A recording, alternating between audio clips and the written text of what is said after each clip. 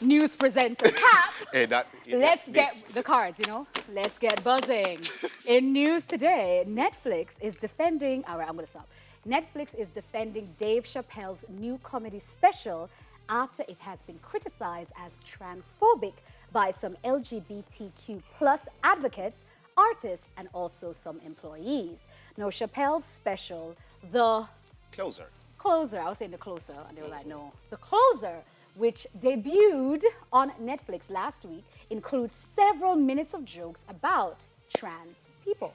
The comedian says in the special his term TERF, referencing the term for trans exclusionary radical feminist, and he said in quotes, gender is a fact. Every human being in this very room came on earth, they had to pass through the legs of a woman. And that, right there, is a fact. Is a fact. He talks about backlash he received after making jokes about Caitlyn Jenner and other trans people in previous specials. He also criticizes cancel culture around author J.K. Rowling and references his friendship with Daphne Dorman, a trans woman and a fellow comedian who opened for him at one of his San Francisco shows. Now, Dorman died by suicide in 2019, which Chappelle also addresses in his special, The Closer. Now, in an October 8th email to employees from Netflix CEO Ted Sarandos and obtained by The Verge and Variety, the executive defended the special by saying, several of you have also asked where we draw the line on hate. We don't allow titles on Netflix that are designed to incite hate or violence, and we don't believe The Closer crosses that line. Can I take this last part? Yes. Please. Now, he continues by saying, I recognize, however, that distinguishing between commentary and harm is hard, especially with stand-up comedy, which exists to push boundaries. He wrote this memo to staff, and he also said, some people find the art of stand-up to be mean-spirited, but our members enjoy it, and it's an important part of our content offering. I would give a Jamaican forward right now. Okay. Several blanks. Okay. Bang, bang, bang. Bang, booyaka, booyaka. I wouldn't have done that, but I would have said, yeah. Booyaka, yes, booyaka. I would have done all that. So I have watched The Closer. Or The Closer, in my opinion, but you know. Right. And I've watched pretty much all of Dave Chappelle's work.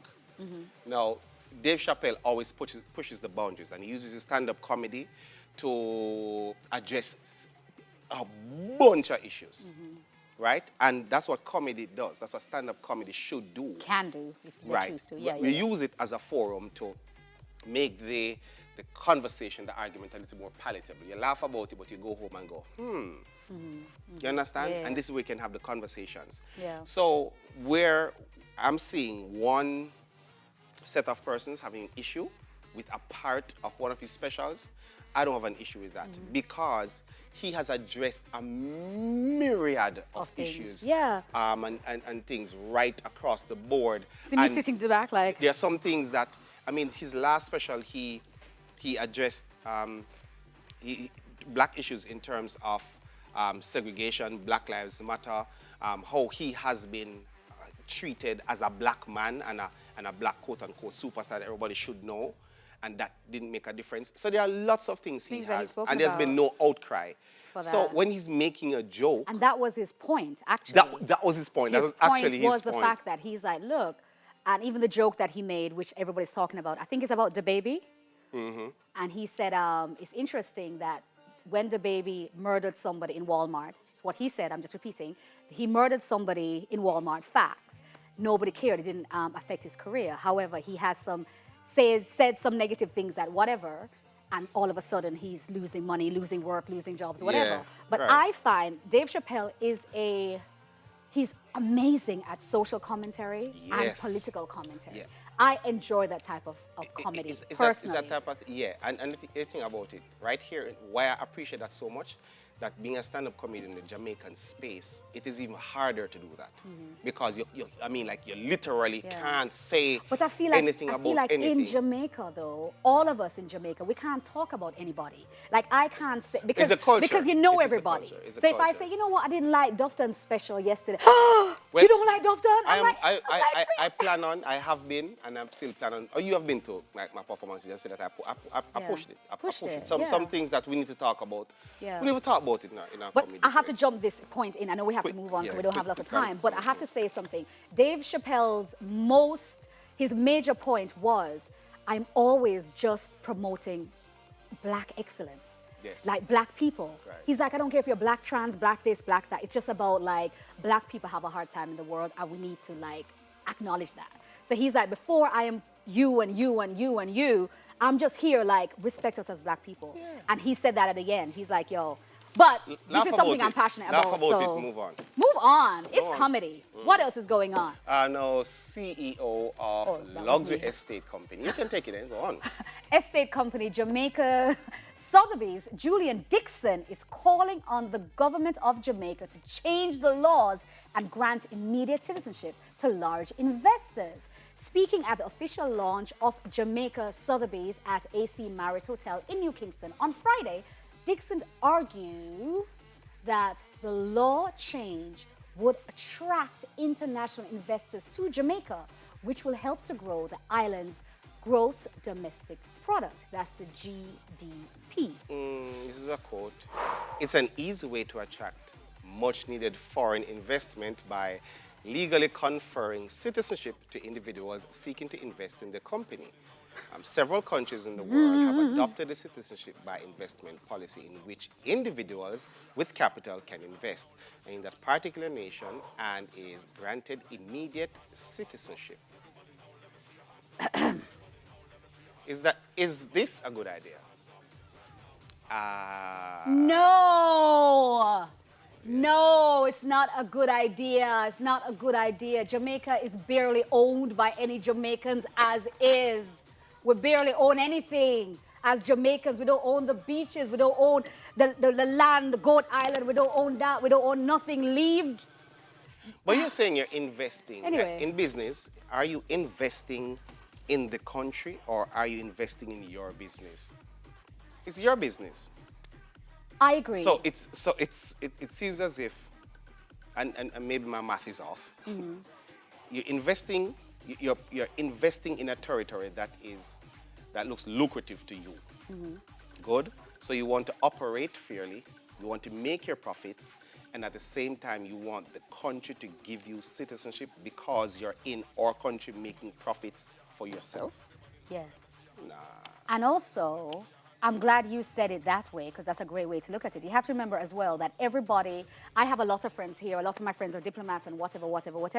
And a lot of my friends are here earning good money with various companies and they're building property where they live. They're sending the money that they're earning where they live. They're not investing what they're earning. The money that we are spending are not staying in Jamaica. And for me, I'm just like, let the money stay here so we can help Jamaica grow and do better. And that's not happening. And that's my problem. So if you're going to mandate free citizenship, then also mandate that a certain percentage of profit earned must remain or be spent on the island.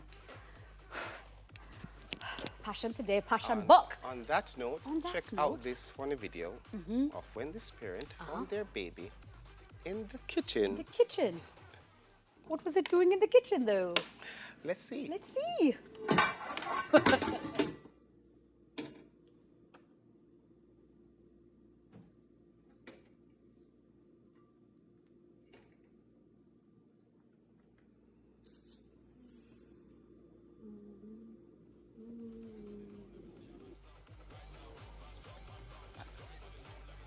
Are the rice that?